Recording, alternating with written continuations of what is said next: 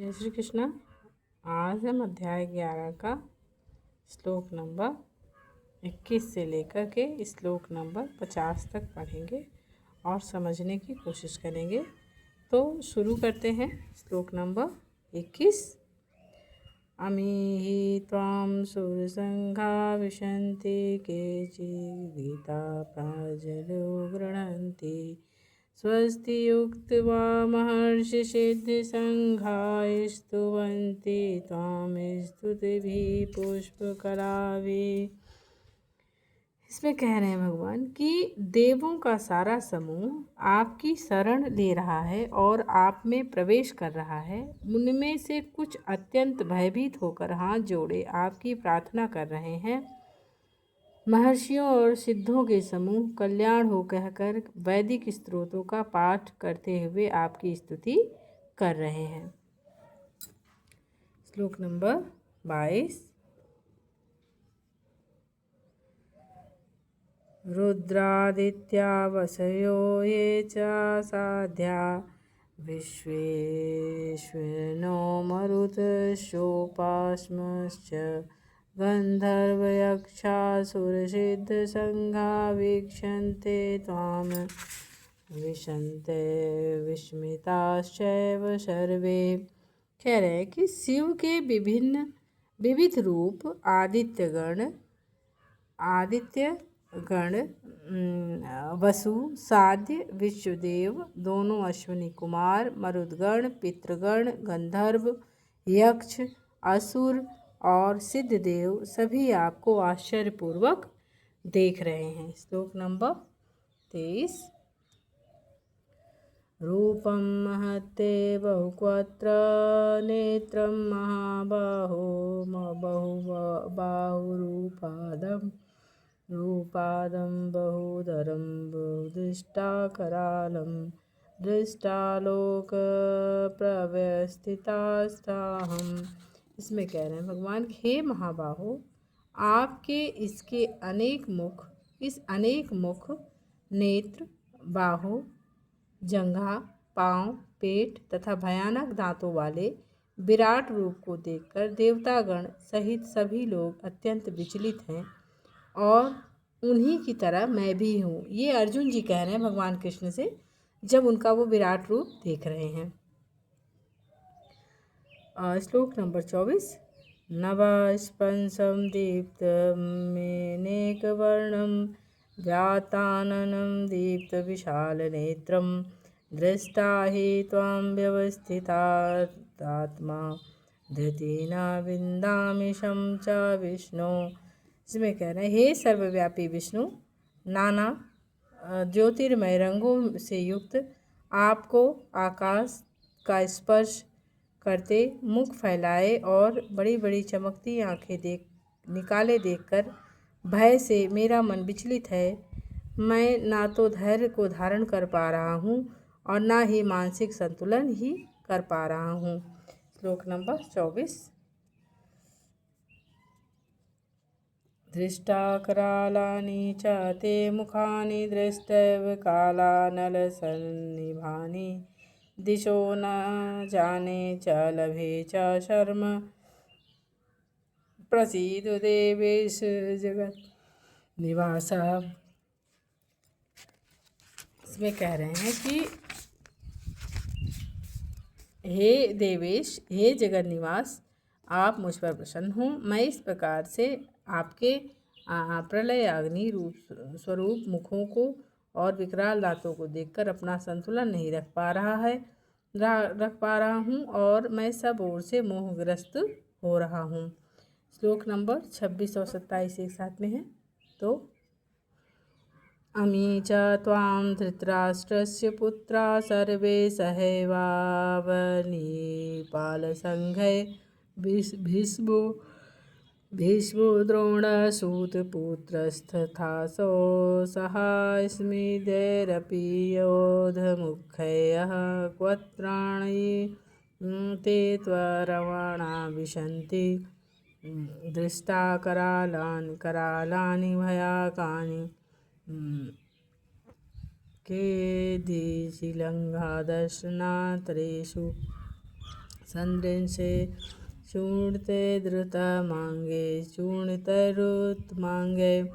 इसमें कह रहे हैं कि धृतराष्ट्र के सारे पुत्र अपने समस्त सहायक राजाओं सहित तथा भीष्म, द्रोण, कर्ण एवं हमारे प्रमुख योद्धा भी आपके विकराल मुख में प्रवेश कर रहे हैं।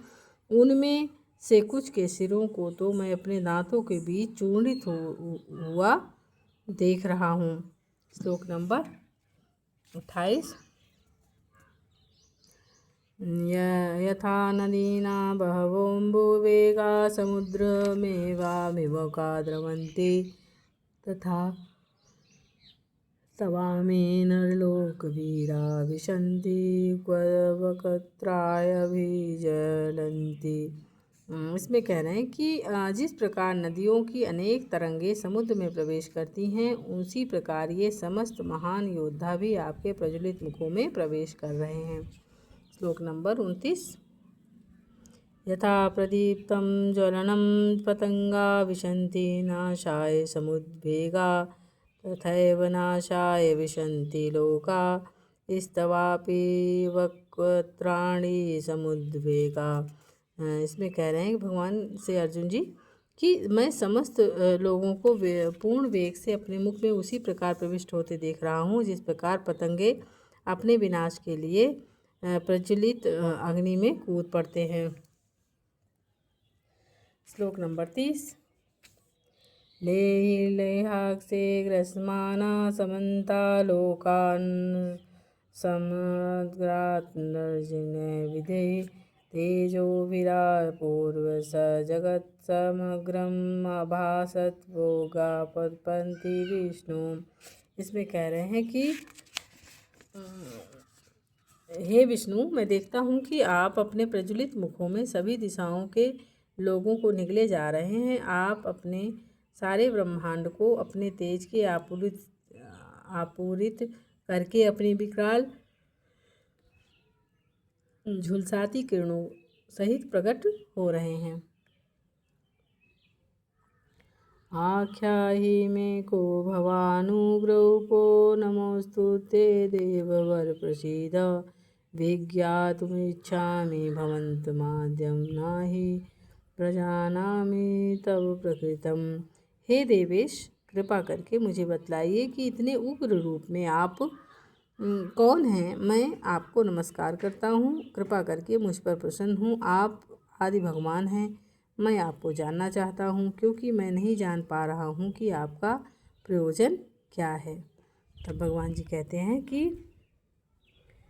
कालोऽस्मि लोकक्षयकृत प्रबद्धो लोकान् समामितः प्रवर्तः ऋषियेऽपि दो त्वां च भविष्यन्ति सर्वे एव स्थिता प्रत्यनीकेषु योधा।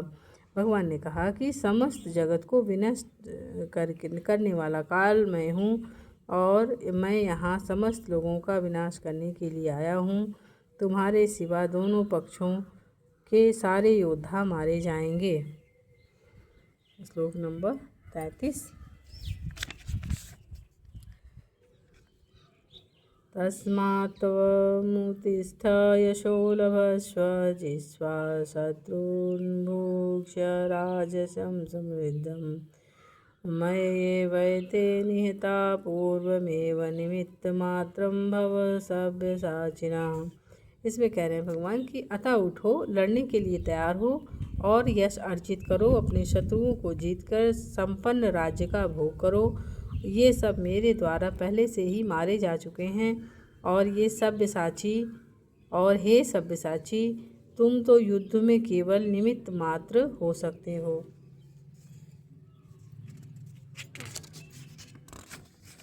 श्लोक नंबर 34। द्रोणं च भीष्मं च जयद्रथं च कर्ण तथान्यापि योधवीरान् मया हन्तास्त्वं जहि मा व्यथिष्ठा योधस्य चेतासि रणे सम्पन्तान्। इसमें कह रहे हैं भगवान कि द्रोण, भीष्म, जयद्रथ, कर्ण और अन्य महान योद्धा पहले ही मेरे द्वारा मारे जा चुके हैं। अतः तुम उनका वध करो और तनिक भी विचलित ना हो। तुम केवल युद्ध करो, युद्ध में तुम अपने शत्रुओं को परास्त करोगे। श्लोक नंबर 35।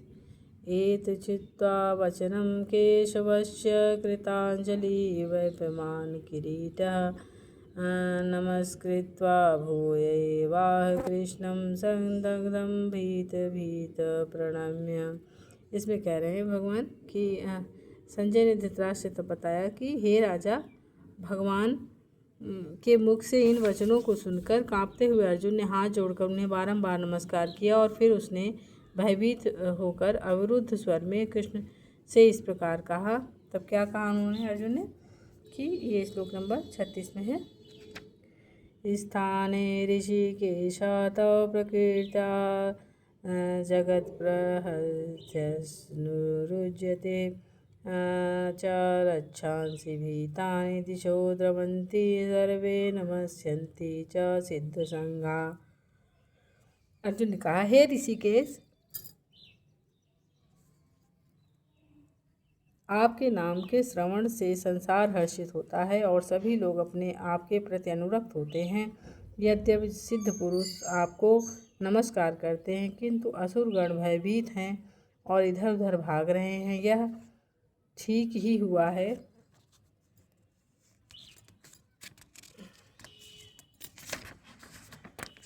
श्लोक नंबर 37। कस्माच्च तेन नामेनन्मात्मना गिरीयसे ब्राह्मणोऽप्याधिकर्त्रे अनन्तदेवेश जगन्निवासः तं त्वमक्षरं सदसत्परं यतः। इसमें कह रहे हैं कि हे महात्मा, आप ब्रह्मा से भी बढ़कर हैं, आप आदि सृष्टा हैं, और तो फिर वे आपको सादर नमस्कार क्यों ना करें। हे अनंत, हे देवेश, हे जगन्निवास, आप परम स्रोत अक्षर कारणों के कारण इस भौतिक जगत से परे हैं। श्लोक नंबर 38। त्वमादिदेवः पुरुषः पुराणस्तमस्य विश्वस्य परं निधानं वेत्तासि वेद्यं च परं च धाम तया तत्त्वविस्मृतरूपम्। इसमें कह रहे हैं भगवान कि आप आदिदेव, सनातन पुरुष और दृश्य जगत के परम आश्रय हैं। आप सब कुछ जानने वाले हैं और आप ही वह सब कुछ हैं जो जानने योग्य हैं। आप भौतिक गुणों से परे परम आश्रय हैं। हे अनंत रूप, आप यह संपूर्ण दृश्य जगत आपसे व्याप्त है। श्लोक नंबर 39। वायुर्मयो विग्रहो वरुणः शशाङ्कः प्रजापतिस्त्वं प्रपितामहश्च नमोऽस्तु सहस्रकृत्वा पुनश्च भूऽपि नमो नमस्ते। इसमें कह रहे हैं कि अर्जुन जी बोल रहे हैं भगवान से कि भगवान, आप वायु हैं, आप परम नियंता भी हैं, आप अग्नि हैं, आप जल हैं, आप चंद्रमा हैं, आप आदि जीव ब्रह्मा हैं, आप प्रपितामह हैं। अतः आपको 1000 बार नमस्कार और पुनः पुनः नमस्कार है। श्लोक नंबर 40। नमः पुरस्तादथ पृष्ठते नमोस्तुते ते सर्वथा इम सर्वा अनन्तवीर्यामितः विक्रमस्तवं सर्वसमाप्रोषि ततोऽसि सर्वः। इसमें कह रहे हैं कि आपको आगे पीछे और चारों ओर से नमस्कार है। हे असीम शक्ति, आप अनंत पराक्रम के स्वामी हैं, आप सर्वव्यापी हैं और अतः आप सब कुछ हैं। श्लोक नंबर 41। सखेति मत्वा प्रसम्भः यदुक्तं हे कृष्ण हे यादव हे सखेति अजानता महिमानं तवेति मया प्रमादप्रणयेन वापि। इसमें 41 और 42 दोनों हैं। 41 हो गया, 42वां। यच्चावः सार्थं सत्कृतोऽसि विहारशयनास्य भोजनेषु एकोऽथवाप्यच्युतं तत्स समक्षं तच्छमामये त्वं महर्ष प्रमेयस। सखा, आपको मित्र मानते हुए मैंने हठपूर्वक आपको हे कृष्ण, हे यादव, हे सखा जैसे संबोधनों से पुकारा है, क्योंकि मैं आपकी महिमा को नहीं जानता था। मैंने मूर्खतावश या प्रेमवश जो कुछ भी किया है, कृपया उसके लिए मुझे क्षमा कर दें। यही नहीं, मैंने कई बार आराम करते समय, एक साथ लेटे हुए या साथ साथ खाते हुए या बैठे हुए, कभी अकेले तो कभी अनेक मित्रों के समक्ष आपका अनादर किया है। हे अच्युत, मेरे इन समस्त अपराधों को क्षमा करें। अर्जुन जी बार बार भगवान कृष्ण से क्षमा मांग रहे हैं, क्योंकि उन्होंने उनका विराट रूप देखा, तब उनको समझ में आया कि ये तो भगवान हैं। पितासि, श्लोक नंबर 43, पितासि लोकस्य चराचरस्य त्वमस्य पूज्यस्य गुरुगरीयमान् यान् न तत्त्वसमोऽत्यधिक कुतोऽन्यो लोकत्रये अपि प्रभाव। आप इस चर और अचर संपूर्ण दृश्य जगत के जनक हैं। आप परम पूज्य महान आध्यात्मिक गुरु हैं। न तो कोई आपके तुल्य है और ना ही कोई आपके समान हो सकता है। हे अतुल शक्ति वाले प्रभु, भला तीनों लोकों में मैं आपसे बढ़कर कोई भी नहीं कैसे हो सकता है। श्लोक नंबर 44, तस्मात् प्रणिधाय कायं प्रसादये त्वां शमीर्यं पितेव पुत्रस्य सखेव सख्यो प्रियः प्रियायाहसि देव सोढुम्। इसमें कह रहे हैं कि आप प्रत्येक जीव द्वारा पूजनीय भगवान हैं, अतः मैं गिर कर सादर प्रणाम करता हूँ और आपकी कृपा की याचना करता हूँ। जिस प्रकार पिता अपने पुत्र की ढिठाई सहन करता है, या मित्र अपने मित्र की दुष्टता सह लेता है, या प्रिय अपनी प्रिया के अपराध सहन कर लेता है, उसी प्रकार आप कृपा करके मेरी त्रुटियों को सहन कर लें। श्लोक नंबर 45, अदृष्टपूर्वर्षियस्मि दृष्टा भयेन च प्रव्यथे मनो मे तथैव चेदर्श्य देवरूपं प्रसीद देवेश जगन्निवासः। इसमें कह रहे हैं कि पहले कभी न देखे गए आपके इस विराट रूप का दर्शन करके मैं पुलकित हो रहा हूँ, किंतु आपके साथ मेरा मन भयभीत हो रहा है। अतः आप मुझ पर कृपा करें और हे देवेश, हे जगन्निवास, अपना पुरुषोत्तम भगवत स्वरूप पुनः दिखाएं। श्लोक नंबर 46,